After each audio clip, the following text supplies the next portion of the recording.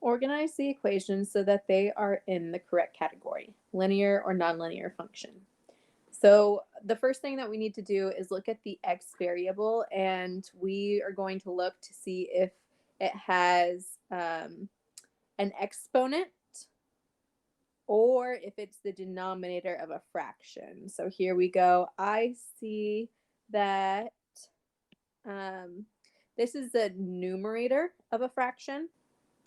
So we would say that is linear. It is only if it is the denominator of a fraction that would make it nonlinear. And then I see here it has an exponent other than 1. And so if it has an exponent other than 1, then it is nonlinear. Equals 5x squared.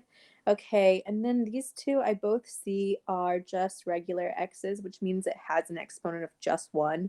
So they will both go into the linear category. And if you're like, Miss Inman, what about this exponent here? Well, it's not on the x coordinate, and that would just simplify to 6 times 6, which is 36, and that's fine.